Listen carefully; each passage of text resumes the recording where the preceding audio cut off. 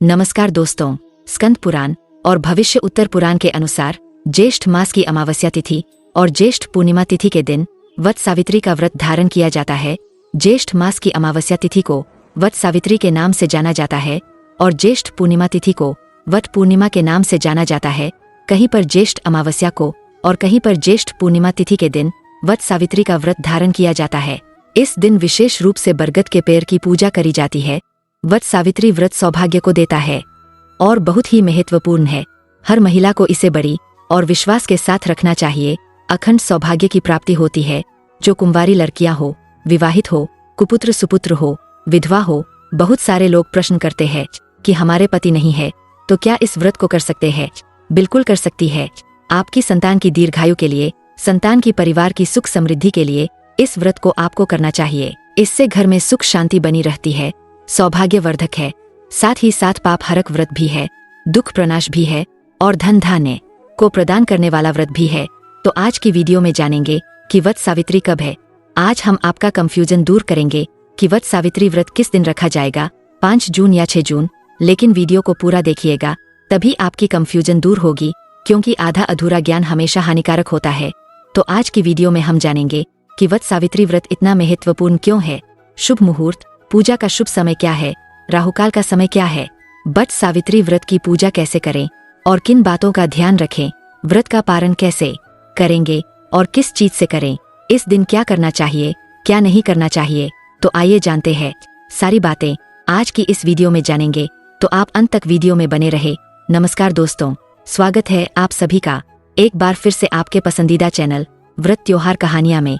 दोस्तों, वीडियो शुरू करने से पहले एक बार पूरी श्रद्धा के साथ कमेंट सेक्शन में लिखें, जय श्री हरि विष्णु। आप सभी माताओं बहनों को वट सावित्री व्रत की ढेर सारी हार्दिक बधाई एवं अनंत शुभकामनाएं। आप सभी के जीवन में माता लक्ष्मी नारायण की कृपा से आप सभी को सभी प्रकार के सुख और समृद्धि की प्राप्ति हो। दोस्तों, जेठ का महीना है और जैसे ही जेठ माह के कृष्ण पक्ष की अमावस्या तिथि आने लगती है, जो सुहागन स्त्रियां होती है उनका दिल धड़कने लगता है, क्योंकि करवा चौथ की भांति ही देश में बहुत धूमधाम से मनाया जाने वाला करवा चौथ की भांति ही वट सावित्री का व्रत आता है।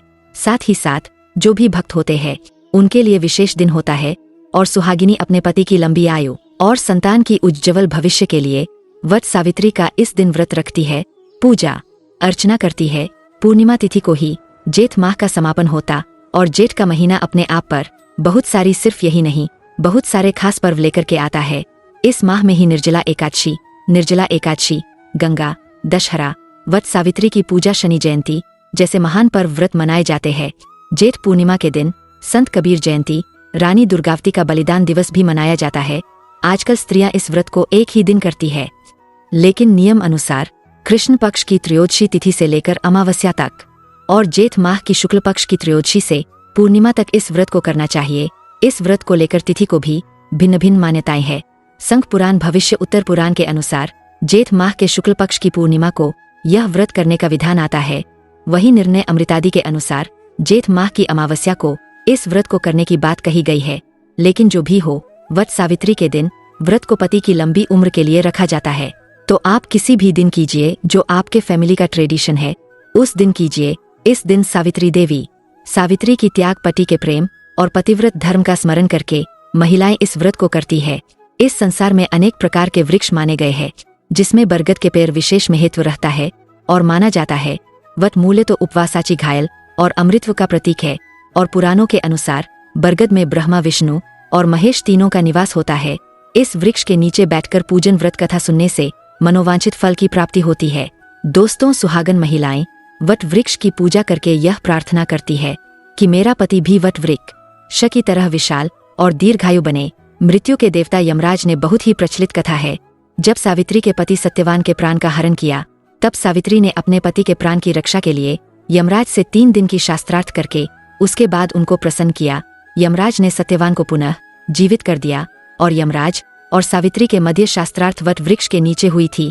इसी कारण सावित्री के साथ वट वृक्ष का भी संबंध जुड़ गया और बर्ग का महत्व बढ़ गया।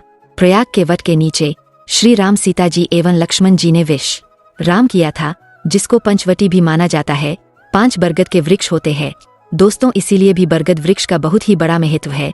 ब्रह्मा, विष्णु, महेश, नरसिंह भगवान नील एवं माधव का निवास स्थान वट वृक्ष ही माना गया है। वट वृक्ष का संबंध शिव तथा शनिदेव से भी है और दोनों ही देव न्याय लोक है। प्रसिद्ध कथा के अनुसार इसी वृक्ष के नीचे पतिव्रता सावित्री को यमराज से न्याय की प्राप्ति हुई थी। कहा जाता है कि प्रलय काल में बाल मुकुंद ने वटपत्र पर शयन किया था।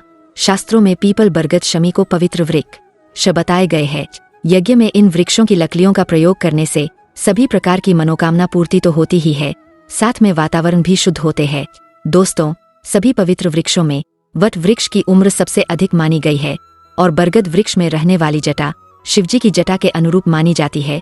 स्कंद पुराण में बताया जाता है कि अश्वत्थ रूपी शायद रूपी शिबु यथा अर्थात पीपल रूपी विष्णु व जटा रूपी शिवे। वट वृक्ष की जड़ों में ब्रह्मा जी, तने में विष्णु और डालियां एवं शिव जी का वास होता है। इसके नीचे बैठकर पूजन, व्रत, कथा कहने और सुनने से मनोकामना पूर्ण होती है। वट के वृक्ष के पास बैठकर के पूरे विधि विधान के साथ इस दिन पूजन किया जाता है। इस दिन सत्यवान और सावित्री का पूजन किया जाता है। अमावस्या को वट के समीप बैठकर के बांस की एक पात्र में सप्तधान भरकर उसे 2 वस्त्रों से ढक करके और दूसरे पात्र में स्वर्ण की ब्रह्मा सावित्री तथा सत्यवान सावित्री मूर्तियां स्थापित करके सुगंध, अक्षत आदि से पूजन करके तत्पश्चात कच्चे सूत को लपेटकर उसका यथाविधि पूजन करके इस दिन वट वृक्ष की 7 बार परिक्रमा की जाती है। तो आइए जानते हैं वर्ष 2024 में वट सावित्री का व्रत धारण कब किया जाएगा। लेकिन अभी तक आपने वीडियो को लाइक नहीं किया है तो वीडियो को लाइक करके चैनल को सब्सक्राइब अवश्य ही कर ले।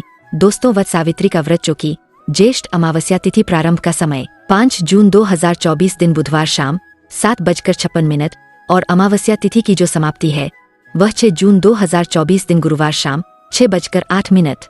तो वट सावित्री का जो व्रत धारण किया जाएगा वह 6 जून 2024 दिन गुरुवार को व्रत धारण किया जाएगा। 6 जून को जो सूर्योदय का समय होगा वह समय सुबह 5:07, सूर्यास्त शाम 6:46 पर होगा।